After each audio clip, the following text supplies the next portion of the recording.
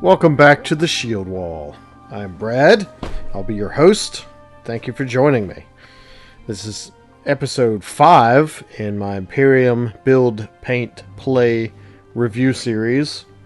In this episode, we will be building the 3 Primaris Assault Intercessors that are included in issue 3.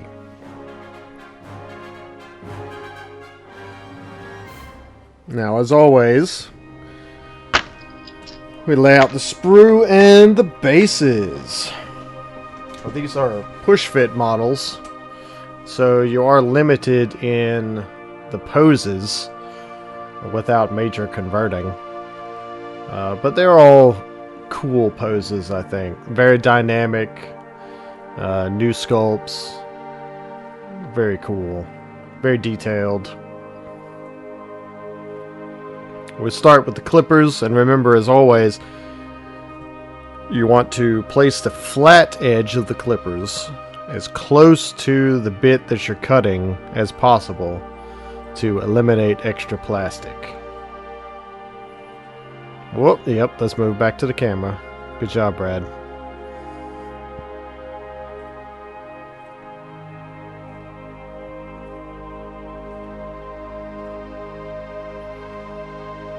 So all the parts are labeled with numbers, but the numbers aren't close to each other necessarily on the sprue. So if you see me moving the sprue around, I'm looking for the pieces. There's not really any need to put any of these together in sub-assemblies, so you can just cut off all the pieces necessary for each assault intercessor and go ahead and put them together.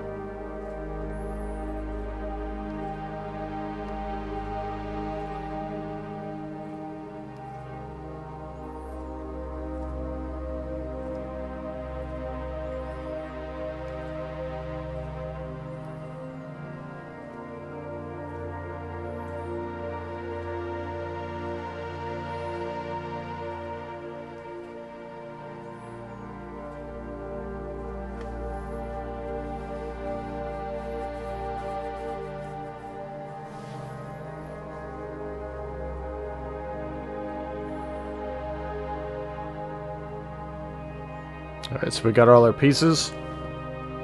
Now we go to the mold line removal. Again, you can remove as many or as few mold lines as you want to. You want to focus on the ones that are immediately obvious. And any mold lines that might interfere with putting the model together. Like if there's a surface that's supposed to have flat contact with another surface, you probably want to shave that mold line down, or else the two surfaces won't make contact with each other.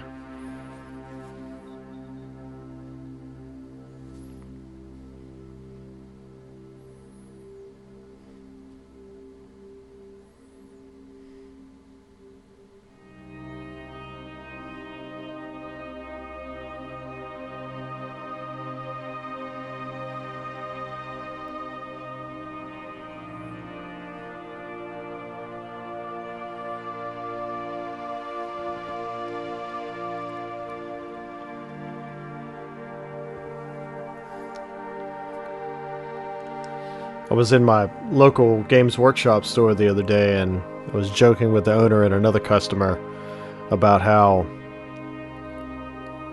the owner was saying that he didn't like using X-Acto knives or hobby knives for mold line removal. And I said, I use them, and it's the retirement home for old X-Acto blades.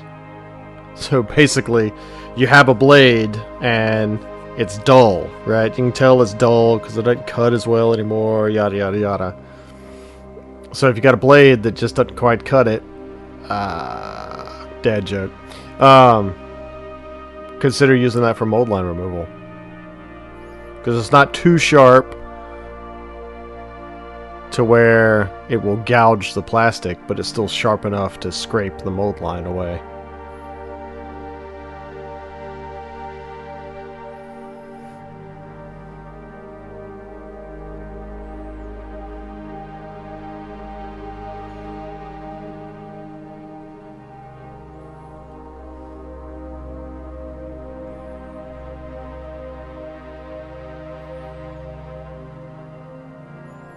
Always be careful whenever you're using X-Acto blades or razor blades of any kind, because they're super sharp. Duh. But you see how I'm holding the blade, I'm holding it in my fingers on my right hand. So I'm just moving my fingers. I'm not sliding the blade really. So I have good control of where it's going.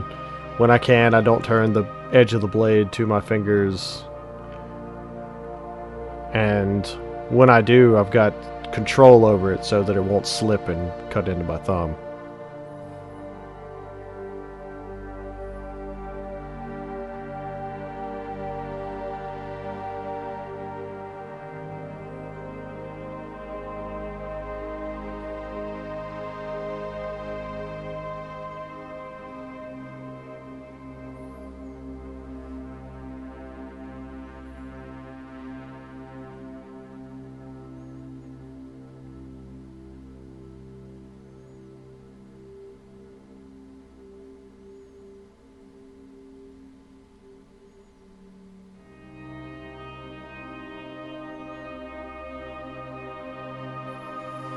So as you can see, it just takes a few extra minutes to clean the mold lines off, and now that everything's clean, it's time to put it together.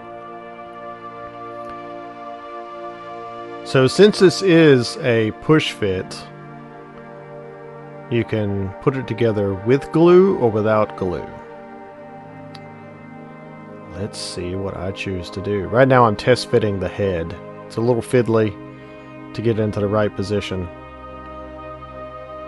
Once you put the head into the right position, you can set the backpack on it, or the back plate on it, and that's what holds the head into place. Oh, it looks like I've chosen to go with plastic glue. Look at that. So for those of you new to the hobby that might not know, plastic glue is different than super glue. Super glue will glue two pieces together. Plastic glue actually welds the plastic pieces together. It slightly melts the plastic and fuses the two pieces together. So you get an extra strong bond. But the trade-off is, if you make a mistake, it's a lot harder to undo the mistake. So I've got the head. I dry fit the head. I know which way it's supposed to go. I set that on. Press it into place. Like the way it looks. Seal it up by adding the back plate.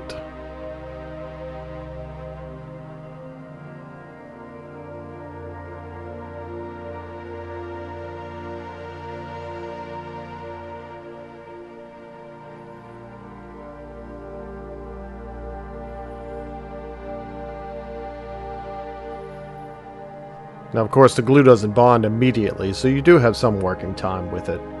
As you can see here, I didn't test fit the piece. I put glue on it,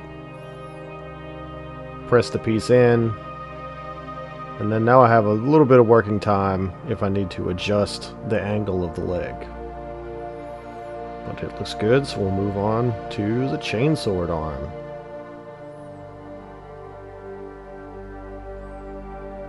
Nothing says grimdark like chainswords.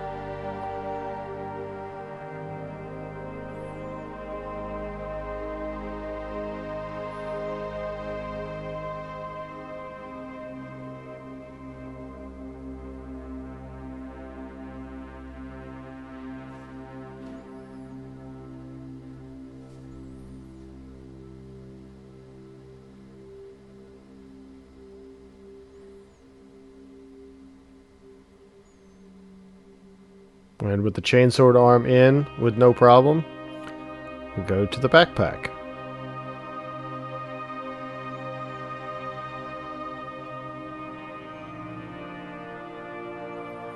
And just like that, wham bam, a dynamically posed, although single pose, assault intercessor